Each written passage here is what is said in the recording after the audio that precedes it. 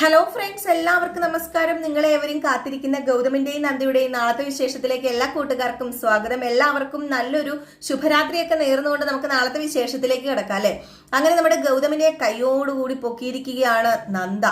ദൗത്യമൊക്കെ പൂർത്തിയാക്കി തിരിച്ചെത്തിയ നമ്മുടെ ഗൗതമിന് എന്തൊക്കെയോ കള്ളത്തരങ്ങളും ചുറ്റിക്കളികളും ഉണ്ടെന്ന് നമ്മുടെ നന്ദ മനസ്സിലാക്കി. അത് പോരാഞ്ഞിട്ട് ഷർട്ടിൽ ആ ഒരു കുങ്കുമക്കറ കണ്ടു. ഏതെങ്കിലും പെണ്ണുങ്ങൾ സഹിക്കുവോ? ഒരിക്കലും സഹിക്കില്ല. ഇനിയിപ്പം വല്ല മുടിയോ കുങ്കുമമോ പൊട്ടോ അങ്ങനെ എന്തെങ്കിലും കണ്ടിട്ടുണ്ടെങ്കിൽ തീർച്ചയായിട്ടും ആ പെണ്ണിന്റെ മനസ്സിൽ സംശയം പൊങ്ങിയിരിക്കും. അത് തന്നെയാണ് നമ്മുടെ നന്ദയുടെ മനസ്സിലും. എന്തൊക്കെയോ സംശയങ്ങൾ ഇങ്ങനെ രൂപപ്പെട്ടു. അങ്ങനെ ഗൗതമിനോട് ചോദിച്ചു, അല്ല സാർ, ഗൗതം സാർ എന്തെങ്കിലും എന്നിൽ നിന്ന് സാർ മറയ്ക്കാൻ ശ്രമിക്കുന്നുണ്ടോ എന്ന് ചോദിച്ചപ്പോഴത്തേക്കുമാണ് തപ്പിയാണ് അതിനുള്ള മറുപടിയും നമ്മുടെ ഗൗതം കൊടുക്കുന്നത്. ഗൗതം പറഞ്ഞു, എന്തു മറയ്ക്കാനാ പിങ്കി, അല്ല സോറി നന്ദേ, എനിക്കൊന്നും മറയ്ക്കാനില്ല. ഞാനല്ലെങ്കിൽ പിന്നെ എന്താ മറയ്ക്കണത്? പിന്നെ അറിയാലോ, ആ ദൗത്യം അത് രഹസ്യപൂർവ്വമായിട്ട് എപ്പോഴും വെക്കണം എന്നാണ് പറഞ്ഞിരിക്കുന്നത്. ഒത്തിരി ഡീറ്റെയിൽസ് ഒന്നും പുറത്തു വിടാൻ പാടില്ല. അത് മറയ്ക്കുന്നുണ്ട്, ചിലപ്പോൾ നിനക്ക് അതായിരിക്കും തോന്നുന്നത് എന്നിങ്ങനെ പറഞ്ഞു. ഇത് കേട്ടിട്ട് എന്തോ വശവശക്ക് നമ്മുടെ നന്ദയ്ക്ക് തോന്നി. നന്ദ പറഞ്ഞു, ഹേ അല്ല, വേറെന്തെങ്കിലും മറയ്ക്കുന്നുണ്ടോ? എനിക്ക് സാറിന്റെ കണ്ണ് കണ്ടാൽ തിരിച്ചറിയാൻ കഴിയും. അതെനിക്കറിയില്ല, എന്താണെന്നൊന്നും എനിക്കറിയില്ല. സാറിന്റെ കണ്ണുകളിൽ നോക്കുമ്പോഴത്തേക്കും പഴയ ആ ഒരു തിളക്കം സാറിന്റെ കണ്ണിന് കാണുന്നില്ല. സാറിന്റെ കണ്ണിന് എന്തോ ഒരു ഭയമോ എന്തോ ഒരു ചെറിയൊരു ഇത് എനിക്ക് തോന്നുന്നു. അതുകൊണ്ടാ ഞാൻ ഇങ്ങനെ ചോദിച്ചത്. അതുമല്ല, ഈ കുങ്കുമക്കറ അപ്പം എവിടെന്നാ പറ്റിയത്? അത് പിന്നെ ഞാൻ ആ ഒരു ഇതിന്റെ ഇടയിലൊക്കെ ഇട്ടതല്ലേ, അപ്പം അങ്ങനെ എവിടെന്നേലും ഒക്കെ പറ്റിയതായിരിക്കും. ഇത് കുങ്കുമക്കറ തന്നെയാണോ എന്ന് അറിയില്ലല്ലോ. ആ ഒരു ഇത് ദൗത്യത്തിന്റെ ഇടയിൽ എന്തെങ്കിലുമൊക്കെ ആയിരിക്കും എന്നൊക്കെ പറഞ്ഞ് ബബ്ബ വെച്ച് നമ്മുടെ ഗൗതം അതങ്ങ് മറയ്ക്കുകയാണ്. ഏതായാലും ഗൗതം അത് മറച്ചു, നന്ദ അതവിടെ വിട്ടു.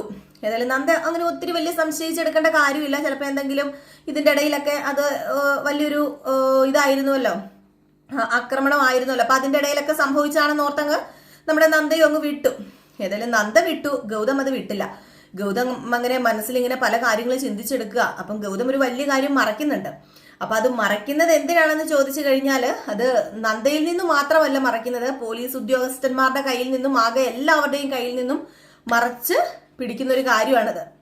ഇതേ സമയം നമ്മുടെ ഗൗതം ഫ്രഷ് ഒക്കെ ആയിട്ട് വെളിയിലേക്ക് വന്നു. പിങ്കി ആണെങ്കിൽ ഗൗതമിനെ കാത്തിരിക്കുകയാണ്. വേറെ ഒന്നുമല്ല, ഒന്ന് സംസാരിക്കണം, മനസ്സ് തുറക്കണം.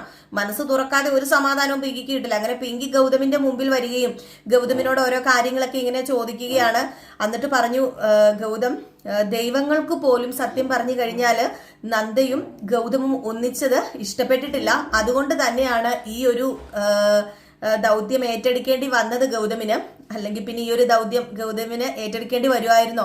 ഞാൻ പ്രാർത്ഥിച്ച പോലെ തന്നെ നടന്നു എന്ന് പറഞ്ഞപ്പം, അല്ല പിങ്കി എന്താ പറയുന്നത് എനിക്ക് മനസ്സിലായില്ല എന്ന് ഗൗതം ചോദിച്ചപ്പം പറഞ്ഞു, ഹേയ് ഒന്നും മനസ്സിലായില്ലേ ഗൗതമിന്? അല്ല, നിങ്ങള് ഒരു ദിവസം നിങ്ങളുടെ ശാന്തി മുഹൂർത്തമൊക്കെ കഴിഞ്ഞു, അതൊക്കെ ശരിയാണ്. പിന്നെയുള്ള ദിവസങ്ങളിൽ ഗൗതമിന് സമാധാനം കിട്ടിയിട്ടുണ്ടോ? ഇല്ലല്ലോ. ആ ശാന്തി മുഹൂർത്തത്തോടു കൂടി ഗൗതമിന്റെ സമാധാനം പോയില്ലേ? അപ്പൊ പെട്ടെന്ന് ഗൗതം ഒന്ന് ചിന്തിച്ചപ്പോ ശരിയാണ്, ശാന്തി മുഹൂർത്തം കഴിഞ്ഞു, പിന്നെ നേരെ ഉണ്ടായതെന്ന് പറഞ്ഞിട്ടുണ്ടെങ്കിൽ ആ ദൗത്യത്തിലേക്ക് അങ്ങ് കടന്നു. ഇപ്പം അതിലും വലിയൊരു കുരുക്കിൽ പെട്ടിരിക്കുന്നു. അപ്പൊ ഇതൊക്കെ വെച്ച് നോക്കുമ്പോഴത്തേക്കും പിങ്കി പറഞ്ഞത് ശരിയാണ്. പക്ഷെ അങ്ങനെ അംഗീകരിച്ചു കൊടുക്കാൻ പറ്റില്ല. അപ്പം പിങ്കിയോട് പറഞ്ഞു, ഞാൻ എന്തിൽ ചെന്ന് ചാടിയെന്നാ നീ പറയുന്നത്? അതുമല്ല, എനിക്ക് എന്താ സംഭവിച്ചത്? എനിക്കൊന്നും സംഭവിച്ചിട്ടില്ല. വെറുതെ പറയരുത്. ഞാനൊരു കാര്യം പറയട്ടെ. ഞാൻ ഇന്നും ഇന്നലെയൊന്നും അല്ല കാണാൻ തുടങ്ങിയത്. നന്ദ കാണുന്നതിന് മുമ്പ് ഞാനാ എന്റെ ഗൗതമിനെ കണ്ടത്. അതുകൊണ്ട് തന്നെ ഗൗതമിന്റെ ഒരു ചലനം പോലും എനിക്ക് മനസ്സിലാകും. ഗൗതം ഇപ്പൊ ഭയങ്കര അസ്വസ്ഥൻ തന്നെയാണ്. അതിന് കാരണക്കാരി നന്ദയല്ലേന്ന് ചോദിച്ചു. അപ്പം പറഞ്ഞു, പിങ്കി, ഞാനൊരു കാര്യം പറഞ്ഞേക്കാം. വെറുതെ ഓരോ പ്രശ്നങ്ങൾ ഉണ്ടാക്കാൻ പിങ്കി ശ്രമിക്കരുത്. ഇപ്പൊ പിങ്കിക്ക് എന്താ വേണ്ടത്? എനിക്ക് ഒരു കാര്യം പിങ്കി നിന്നോട് പറയാനുള്ളൂ. ഞാനും നന്ദയും ഭാര്യയും ഭർത്താവുമായിട്ട് ജീവിച്ചു തുടങ്ങി. അത് ഇനിയിപ്പം നിന്നോട് പ്രത്യേകിച്ച് പറഞ്ഞു തരേണ്ട കാര്യമൊന്നും ഇല്ലെന്ന് എനിക്ക് അറിയാന്ന് പറഞ്ഞപ്പം, അതെന്താ പ്രത്യേകിച്ച് പറഞ്ഞു തരേണ്ട കാര്യമൊന്നും ഇല്ലെന്ന് എന്നോട് ഗൗതം പറയുന്നത്? അല്ല, എന്തെങ്കിലും ഉണ്ടെങ്കിൽ ഗൗതം പറഞ്ഞോ. ഗൗതം എന്ന് പറയുമ്പോ എനിക്ക് വേറൊന്നും പറയാനില്ല. ഞാനും നന്ദയും ഒന്നിച്ച് ജീവിക്കാൻ തുടങ്ങി. ഇനിയിപ്പം നീയും അർജുനും ഒന്നിച്ച് ജീവിക്കാൻ തുടങ്ങണം. എന്ത് നിസ്സാരമായിട്ടാ ഗൗതം ഈ സംസാരിക്കുന്നത്? ഞാനും അർജുനും ഒന്നിച്ച് ജീവിക്കാൻ തുടങ്ങണം. അപ്പൊ എന്റെ സ്വപ്നങ്ങളോ, നമ്മുടെ സ്വപ്നങ്ങളോ?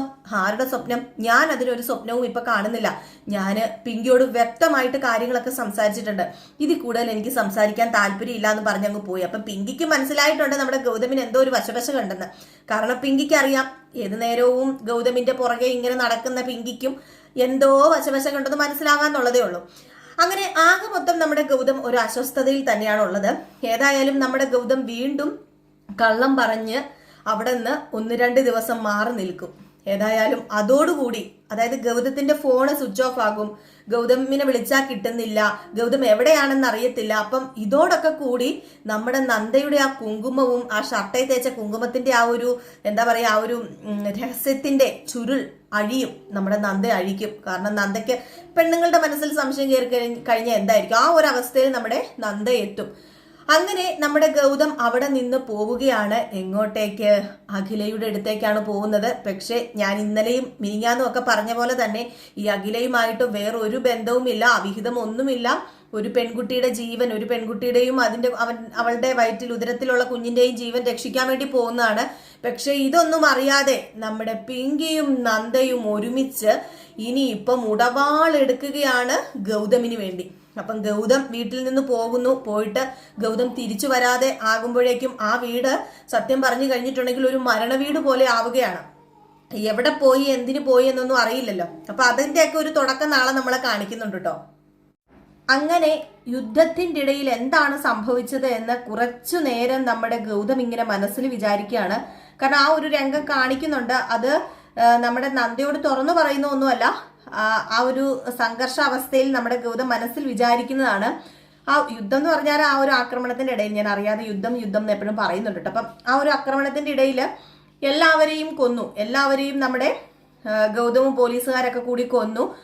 അതിന്റെ ഇടയിൽ തന്നെ ആദിത്യനും മരണപ്പെട്ടു. അപ്പൊ ഇതിനിടയിൽ ആദിത്യൻ പറഞ്ഞായിരുന്നുവല്ലോ അഖിലയോട്, നീ വേഷം മാറി സാരിയൊക്കെ ചുറ്റി എന്തെങ്കിലുമൊക്കെ ഒരു ഭാണ്ഡക്കെട്ടൊക്കെ ഇട്ടിട്ട് നീ ഇവിടുന്ന് നാട് കടക്കണം, നീ ഇവിടുന്ന് അടുത്ത ബസ് കയറി പോകണം എന്ന് പറഞ്ഞത് കൊണ്ട് തന്നെ ഈ ക്യാപ്റ്റനായ നമ്മുടെ അഖില ഈ ഒരു സംഘർഷത്തിനൊക്കെ ഇടയിലായിട്ടാണ് ആ ഒരു കാട് കയറി പോകാൻ തുടങ്ങുന്നത്. അപ്പൊ ഇവര് തമ്മിൽ ചെറിയൊരു ബന്ധമുണ്ട്, നമ്മുടെ ഗൗതമും ഈ അഖിലയും തമ്മിൽ. കാരണം അഖിലയും ഗൗതമും അറിയാവുന്ന 2 വ്യക്തികൾ തന്നെയാണ്. പക്ഷേ ക്യാപ്റ്റൻ അഖിലയാണ് എന്ന് അറിയില്ല. ഈ അഖിലയുടെ യഥാർത്ഥ പേര് അഭിരാമി എന്നാണ്. അപ്പൊ അഭിരാമി എന്നായതുകൊണ്ട് തന്നെ അഖിലയാണോ എന്ന് അറിയില്ലല്ലോ. അപ്പൊ ഇവര് തമ്മിൽ ഈ ഒരു യുദ്ധം കഴിഞ്ഞ് ഇങ്ങനെ വരുന്നു. അപ്പൊ നമ്മുടെ ഗൗതം കാണുന്നു. ഗൗതം കണ്ടു കഴിയുമ്പോഴേക്കും നമ്മുടെ ഗൗതം കുറച്ചു നേരം സംസാരിക്കുന്നൊക്കെ ഉണ്ട്. അപ്പോഴത്തേക്കും ഇവിടെ എന്താണ് പെട്ടെന്ന് ഈ ഒരു രാത്രി എന്നൊക്കെ ചോദിക്കൂലോ ഏതായാലും. അപ്പൊ ഇങ്ങനെ ചോദിച്ചു കഴിയുമ്പോഴത്തേക്കും ഓരോ കാര്യങ്ങളൊക്കെ ഇങ്ങനെ പറയുകയാണ്. അപ്പൊ ഈ ഓരോ കാര്യങ്ങളൊക്കെ ഇങ്ങനെ പറയുന്നതിന്റെ ഇടയിൽ അഖിലയ്ക്ക് സത്യം പറഞ്ഞു കഴിഞ്ഞിട്ടുണ്ടെങ്കിൽ ഈ ഒരു രാത്രി അവിടെ എന്തിനാണ് അഭിരാമി വന്നത് എന്ന ചോദ്യത്തിന്റെ ഇടയിൽ നമ്മുടെ അഖിലയ്ക്ക് ഞാൻ അഭിരാമി മാത്രമല്ല, ഇപ്പൊ ഞാൻ അഖിലയാണ്, ക്യാപ്റ്റൻ അഖില എന്നും കൂടി പറയുകയാണ്. ഏതായാലും ഈ ഒരു സമയത്താണ് പെട്ടെന്ന് നമ്മുടെ ഗൗതമിൽ ഉള്ള പോലീസുകാരൻ ഉണർന്നതും നേരെ വെടി ഉതിർക്കാൻ വേണ്ടി തുടങ്ങിയതും. ഏതൊരാളും ഭയപ്പെടും, വെടി ഉതിർക്കാൻ വേണ്ടി തുടങ്ങുമ്പോൾ ഏതൊരു ആളും ഭയപ്പെടുന്ന പോലെ തന്നെ അഖില പറഞ്ഞു, ഒരിക്കലും നിങ്ങൾ അത് എന്നോട് ചെയ്യരുതെന്ന് പറഞ്ഞു. എന്നിട്ട് വയറിങ്ങനെ പൊത്തിപ്പിടിച്ചിട്ട്, എൻ്റെ ഭർത്താവ് ഈ ഭൂമിയിൽ ജീവിച്ചിരിപ്പില്ലെങ്കിൽ എന്നെ കൊന്നോ, എനിക്ക് കുഴപ്പമില്ല. എന്റെ ഭർത്താവ് ആദിത്യനാണ്, ആദിത്യൻ ഇവിടെ ജീവിച്ചിരിപ്പില്ലെങ്കിൽ എന്നെ കൊല്ലുന്നത് കൊണ്ട് എനിക്ക് കുഴപ്പമൊന്നുമില്ല. ഞാൻ സന്തോഷത്തോടെ ഞാനും എൻ്റെ കുഞ്ഞും പൊക്കോളാം, ആദിത്യന്റെ അടുത്തേക്ക് പൊക്കോളാന്ന് പറഞ്ഞപ്പോഴത്തേക്കാണ് ഏതായാലും ഈ ഒരു പരിചയത്തിന്റെ പുറത്തൊക്കെ നമ്മുടെ ഗൗതമിന് ആ ഒരു ദൗത്യം ഏറ്റെടുക്കാൻ പറ്റുന്നില്ല കേട്ടോ. ഗൗതം ഒന്ന് പതറിപ്പോവുക തന്നെയാണ്. ഗൗതമിന് ഒരിക്കലും കൊല്ലാനായിട്ട് സാധിക്കുന്നില്ല. ഒരു കുഞ്ഞുണ്ട് അഭിരാമിയുടെ വയറ്റില്.